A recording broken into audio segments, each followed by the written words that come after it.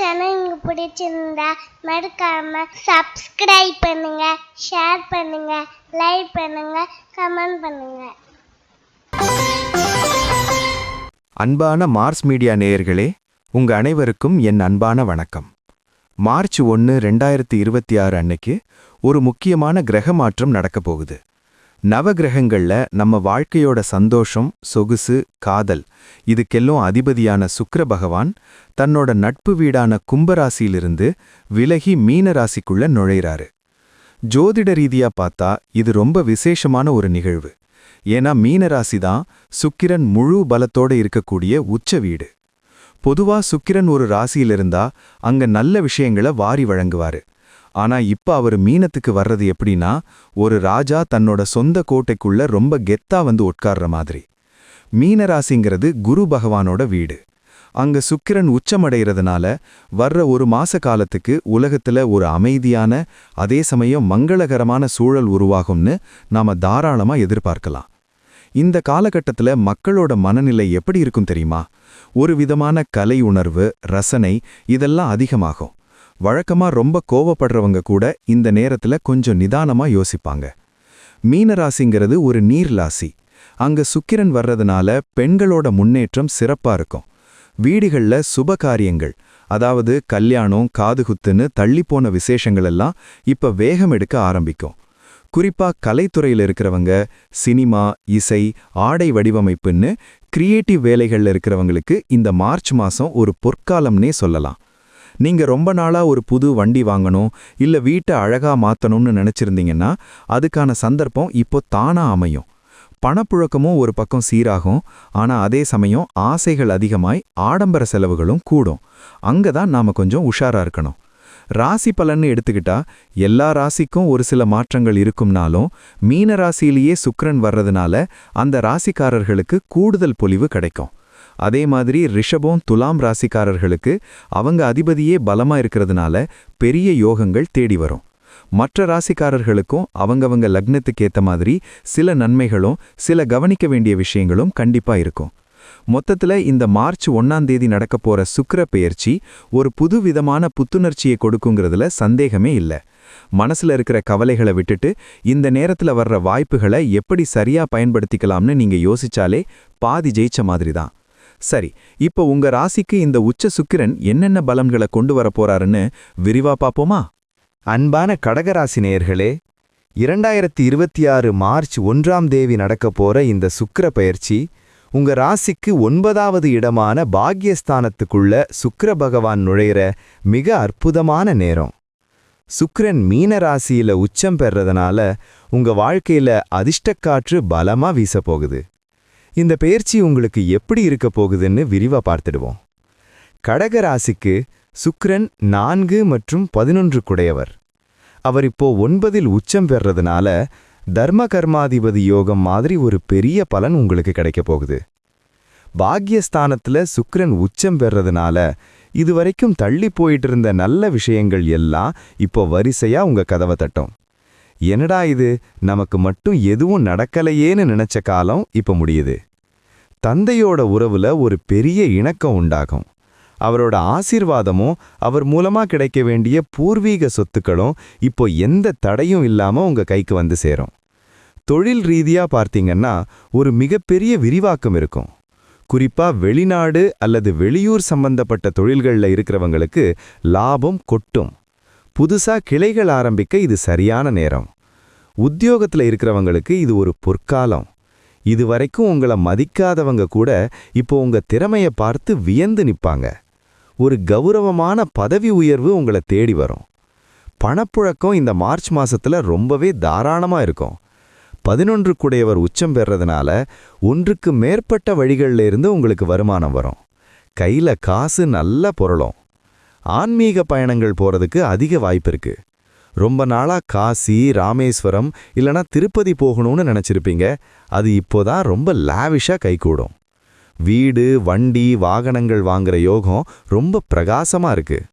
4 குடையவர் சுக்கிரன் உச்சம் பெறறதுனால நீங்க ஆசைப்பட்ட ஒரு சொகுசு கார் அல்லது ஒரு அழகான வீடு இப்போ அமைய போகுது.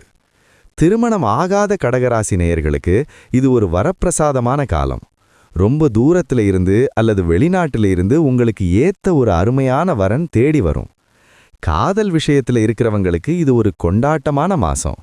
உங்க காதலுக்கு பெரியவங்க சம்மதம் கிடைச்சு கல்யாண வேலைகள் ஜரூரா நடக்க ஆரம்பிக்கும். கலைத்துறையில இருக்கிறவங்களுக்கு இது ஒரு மெகா ஹிட் காலம். உங்களோட படைப்புகள் உலக புகழ் பெறும்.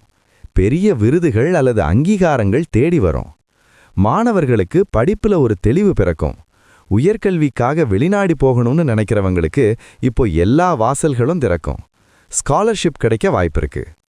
பெண்களுக்கு மனசுல ஒரு பெரிய நிம்மதி கிடைக்கும். புகுந்த வீட்ல உங்களோட மதிப்பு கூடும்.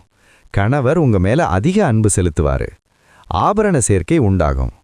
ஆரோக்கியம் ரொம்பவே திருப்தியா இருக்கும். நீண்ட நாள் உடல்நல கோளாறுகள் இப்போ காணாம போகும். ஒரு புது தேஜஸ் உங்க முகத்துல தெரியும். நண்பர்கள் மூலமா ஒரு பெரிய காரியம் கைகூடும். உங்களை நம்பி ஒரு பெரிய பொறுப்பை நண்பர்கள் ஒப்படைப்பாங்க. அதை நீங்க சிறப்பா செஞ்சு முடிப்பீங்க. சொத்து சம்பந்தப்பட்ட வழக்குகளில் உங்களுக்கு சாதகமான தீர்ப்பு வரும். இது வராதுன்னு நினைச்ச நிலம் அல்லது வீடு இப்போ உங்க கைக்கு வந்துடும். வியாபாரத்துல புது யுக்திகளை புகுத்துவீங்க. மத்தவங்க கற்பனை கூட செய்ய முடியாத அளவுக்கு உங்க பிசினஸ் மாடல் இருக்கும். லாபம் இரட்டிப்பாகும். முதலீடுகள் செய்யறதுக்கு இது ஒரு அருமையான காலம். குறிப்பா தங்கம் அல்லது வெள்ளி மேல நீங்க செய்யற முதலீடு பின்னாடி பெரிய பலனை தரும். உங்களுடைய தன்னம்பிக்கை இப்போ சிகரத்தை தொடும். நாமும் வாழ்க்கையில ஜெயிச்சிட்டோம்ங்கிற ஒரு பெருமிதம் உங்க மனசுல இருக்கும். திடீர்னு ஒரு பெரிய மனுஷனோட அறிமுகம் கிடைக்கும். ஒரு மகானை அல்லது ஒரு பெரிய ஆன்மீக குருவை சந்திச்சு ஆசி பெறுவீங்க. சமூகத்துல உங்களோட கௌரவம் பல மடங்கு உயரும். ஊர்ல ஒரு முக்கியமான ஃபங்க்ஷனுக்கு உங்களை முதன்மை விருந்தினரா கூப்பிடுவாங்க. வாழ்க்கை துணையோட அன்பு இப்போ மழையா பொழியும். அவங்க மூலமா உங்களுக்கு ஒரு பெரிய சொத்து அல்லது பண வரவு கிடைக்க வாய்ப்பிருக்கு. எதிரிகள் இப்போ உங்களுக்கு முன்னாடி ஒண்ணுமே இல்லாம போயிடுவாங்க. உங்களை வீழ்த்த நினைச்சவங்க எல்லாம் இப்போ உங்ககிட்ட உதவி கேட்டு நிப்பாங்க. உங்களுடைய பேச்சுல ஒரு தெய்வீகத்தன்மை இருக்கும். நீங்க சொல்றது அப்படியே நடக்கிறதுக்கு வாய்ப்பிருக்கு. அதனால நல்லதையே பேசுங்க. வேலை தேடிட்டு இருக்கிற இளைஞர்களுக்கு அவங்க ஆசைப்பட்ட கம்பெனியிலேயே ஒரு நல்ல பொசிஷன் கிடைக்கும். சம்பளமும் கை நிறைய இருக்கும். சுப காரியங்கள், அதாவது கல்யாணம், காது குத்துன்னு உங்க வீட்டுல விசேஷங்கள் அடுத்தடுத்து நடக்கும்.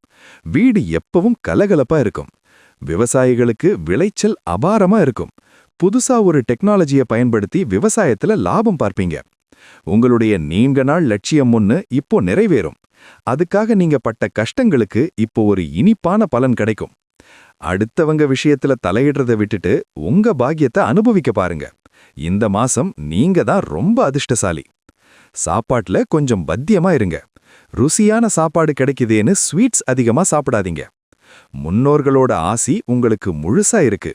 அவங்கள நினைச்சு ஏழைகளுக்கு அன்னதானம் செய்யுங்க. அது உங்க பாக்கியத்தை இன்னும் அதிகமாக்கும். பழைய பாக்கிகள், அதாவது வரவேண்டிய வசூல்கள் இப்போ டக்குன்னு கைக்கு வரும். அதனால பண நெருக்கடி சுத்தமா இருக்காது. புதிய முயற்சிகளை எடுக்கிறதுக்கு இது உகந்த நேரம். எந்த ஒரு பிளானையும் தைரியமா அமல்படுத்துங்க. சக்சஸ் நிச்சயம்.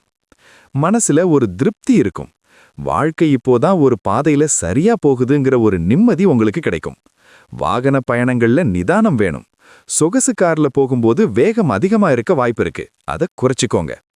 உங்களுடைய கிரியேட்டிவ் ஐடியாக்கள் இப்போ பிசினஸ்ல பெரிய மாற்றத்தை உண்டாக்கும். இந்த சுக்கிர பயிற்சி உங்களுக்கு ஒரு ராஜ வாழ்வை அமைச்சு தரப்போகுது. நீங்க தொட்டதெல்லாம் பொன்னாகும் காலம் இது. முதலீடுகள்ல கொஞ்சம் ரிஸ்க் எடுக்கலாம், ஆனா உங்க அனுபவத்தை வச்சு முடிவெடுங்க. கடைசியா ஒன்னு, யோகம் வரும்போது அதை அப்படியே பிடிச்சுக்கணும். உங்களுடைய இந்த பொற்காலத்தை சரியா பயன்படுத்திக்கோங்க. பரிகாரம்: கடகராசிக்கு அதிபதி சந்திரன். சுக்கிரன் 9 உச்சம் பெறறதுனால நீங்க திங்கட்கிழமை அன்னிக்கு அம்பிகை கோவிலுக்கு போய் ஒரு நெய் தீபம் ஏத்திட்டு வாங்க.